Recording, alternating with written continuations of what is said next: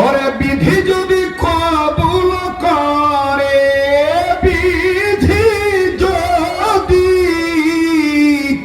কবুল করে, সৃষ্টি হয়ে সৃষ্টিকে কি রুখিতে পারে? বিধি যদি কবুল করে, কন্যা বিধি যদি কবুল করে, আবার বিধি যদি কবুল করে।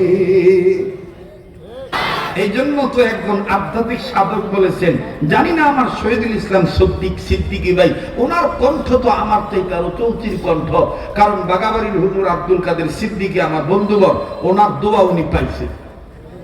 কথা বুঝতে পারছেন? আমি যখন হরবত মাদ্রাসায় পড়তাম সাটুরিয়া, তখন আব্দুল কাদের সিদ্দিকীর গরম পানি আমি আগায় দিতাম, দগদগা গরম পানি গলায় নিয়ে গড়গড়া করতো, আর আমি কইতাম হুজুর বক্তা হইতে কি কি লাগে? তো হুজুর তখন ফেস ফেস করে কইতো, গেদা বক্তা হইতে আল্লাহর দয়া লাগে। বক্তা হইতে কি লাগে? আল্লাহর দয়া লাগে। মোহতারাম হাজিরিন, আজকে আব্দুল কাদের সিদ্দিকী যুক্তিবাদী হুজুর দুনিয়ায় নাই, আল্লাহ তার কবরটা জান্নাত বানায় দেন, বলেন আমিন। ওনার রেখে দেওয়া সম্পদ শহীদুল ইসলাম সিদ্দিকীর হায়াতের মধ্যে আল্লাহ আরো বরকত দান করেন, আল্লাহ বলেন আমিন। এই মাসের 7 তারিখে আমার মাহফিল ছিল অত্র ধামরায়ের চান্দুখালী নদীর উত্তর পাড় এলাকায়। সেখানে মেহমান ছিল মীর হাবিবুর রহমান যুক্তিবাদী আর আমি অধর। তো হাবিবুর রহমান যুক্তিবাদী হুজুরের সাথে আগের রাত্রেই কথা হয়েছিল। হুজুর বলছিল তুমি আগে করবা না আমি আগে করব। তা আমি কইছি কোনটা করলে ভালো হয়?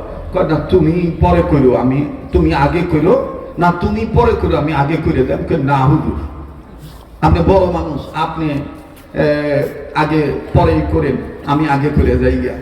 তোমার পরে, তোমার পরে এখন আমার সেই আর্জন নাই, লোকগুলোকে আমি আটকায় রাখবো। আমরা না, আপনি দোয়া করেন।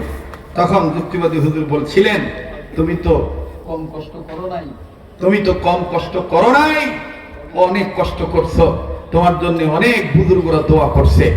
ঠিক আছে, তুমি যেভাবে বলো সেভাবেই হবে। আলহামদুলিল্লাহ, বড়দের দোয়া, বড়দের দোয়া, আল্লাহওয়ালাদের দোয়ার বরকত আছে না নাই?